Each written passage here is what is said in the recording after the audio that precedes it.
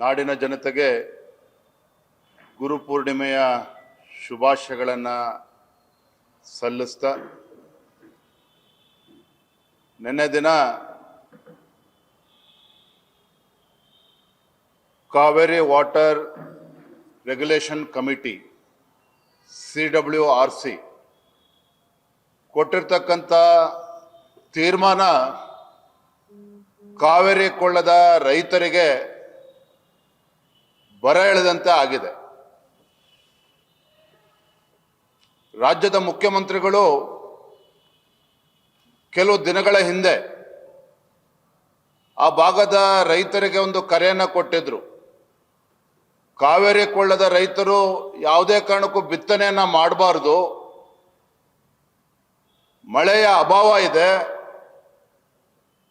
ಎಚ್ಚರಿಕೆಯಿಂದ ಇರಬೇಕು ಅಂಥೇಳಿ ಮಾನ್ಯ ಮುಖ್ಯಮಂತ್ರಿಗಳು ಏನು ರಾಜ್ಯದ ಮುಖ್ಯಮಂತ್ರಿಗಳು ರೈತರಿಗೆ ಶಕ್ತಿನ ತುಂಬಬೇಕಾಗಿತ್ತೋ ಸ್ವತಃ ಮುಖ್ಯಮಂತ್ರಿಗಳೇ ರೈತರ ಆತ್ಮಸ್ಥೈರ್ಯವನ್ನು ಕುಗ್ಗಿಸುವಂತ ಕೆಲಸ ಮಾಡಿದ್ರು.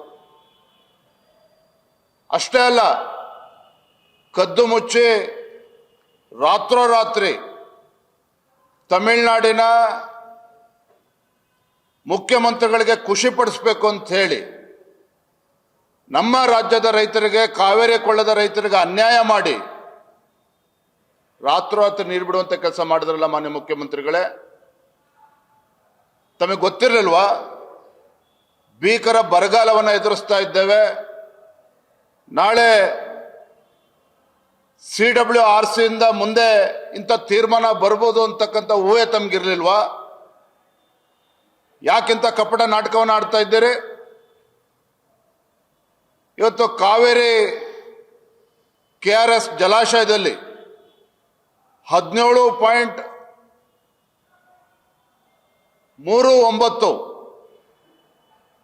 TMC ಅಷ್ಟು ನೀರು ಸ್ಟೋರೇಜ್ ಇದೆ. ಅದರಲ್ಲಿ 5 TMC ಅಷ್ಟು ಡೆಡ್ ಸ್ಟೋರೇಜ್.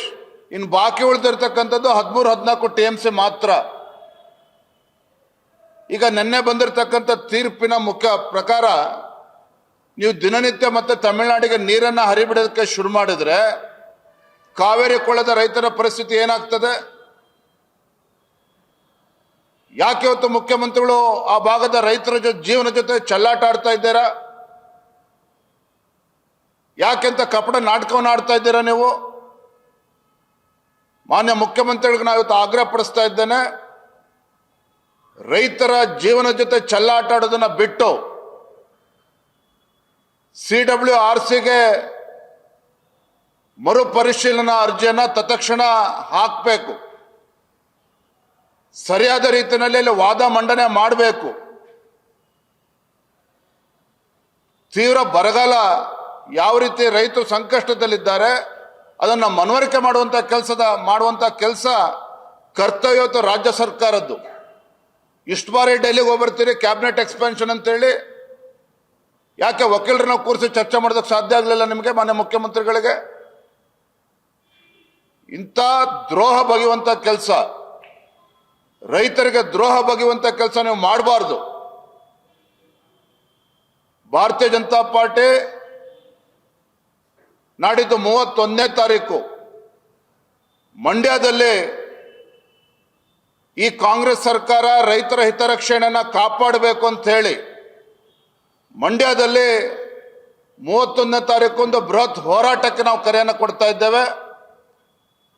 ಆ ಭಾಗದ ರೈತ ಸಂಘಟನೆಗಳು, ಸಂಘ ಸಂಸ್ಥೆಗಳು ತಾವೆಲ್ಲರೂ ಕೂಡ ಈ ರೈತರ ಹೋರಾಟಕ್ಕೆ, ನಮ್ಮ ಹೋರಾಟಕ್ಕೆ ಬೆಂಬಲವನ್ನು ನೀಡಬೇಕು ಅಂತೇಳಿ ತಮ್ಮ ಮುಖೇನ ನಾನು ವಿನಂತಿಯನ್ನು ಕೂಡ ನಾನು ಮಾಡ್ತಾ ಇದ್ದೇನೆ. ಬೆಳಗ್ಗೆ ನಮ್ಮೆಲ್ಲ ಮುಖಂಡರ ಜೊತೆ ಕೂತು ಚರ್ಚೆ ಮಾಡಿ ತೀರ್ಮಾನ ಮಾಡಿದ ದೂರವಾಣಿ ಮುಖೇನ ಮಾತನಾಡಿದ್ದೇವೆ. ಭಾರತೀಯ ಜನತಾ ಪಾರ್ಟಿ ಈ ನಾಡಿನ ರೈತರ ಪರವಾಗಿ ನಿಲ್ಬೇಕಾಗಿರುವಂಥದ್ದು ನಮ್ಮ ಕರ್ತವ್ಯ ಇದೆ. ಹಾಗಾಗಿ ಕಾವೇರಿ ಕೊಳ್ಳದ ರೈತರು ಬೀದಿಗೆ ತರುವಂತ ಕೆಲಸ ರಾಜ್ಯ ಸರ್ಕಾರ ಏನು ಮಾಡಿದ್ದಾರೆ, ಇದ್ರ ವಿರುದ್ಧ ನಾವು ಪ್ರತಿಭಟನೆ ಮಾಡಲೇಬೇಕಾಗ್ತದೆ. ರೈತರ ಧ್ವನಿಯಾಗಿ ಈ ಸರ್ಕಾರವನ್ನು ಎಚ್ಚರಿಸುವಂತ ಕೆಲಸ ಮಾಡಬೇಕಾಗಿದೆ, ಅದನ್ನು ನಾವು ಮಾಡ್ತೇವೆ.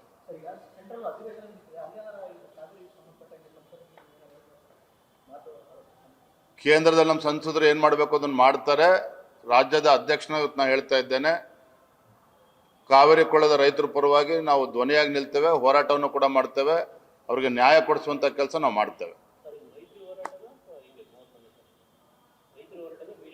ಎಲ್ಲರೂ ಕೂಡ ಬೆಂಬಲ ಕೊಡ್ತಾರೆ, ರೈತ ಸಂಘಟನೆಗಳು ಕೂಡ ಹೋರಾಟ ಕೊಡ್ತಾರೆ, JDS ಕೂಡ ಬೆಂಬಲವನ್ನು ಕೊಡ್ತಾರೆ, ಎಲ್ಲರೂ ಕೂಡ. ಯಾಕಂತ ಹೇಳಿದ್ರೆ ರೈತರು ಅಂತ ಹೇಳಿದ್ರೆ ಪಕ್ಷಾತೀತವನ್ನ ಹೋರಾಟವನ್ನು ಮಾಡಬೇಕಾಗ್ತದೆ. ಎಲ್ಲರೂ ಸಹಕಾರವನ್ನು ತೋರಿಸ್ಕೊಂಡೆ ಹೋರಾಟವನ್ನು ಮಾಡ್ತೇವೆ. ನ್ಯೂಸ್ ಫಸ್ಟ್ ನಿರ್ಭೀತಿಯಿಂದ ನಿಮ್ಮ ಪರವಾಗಿ.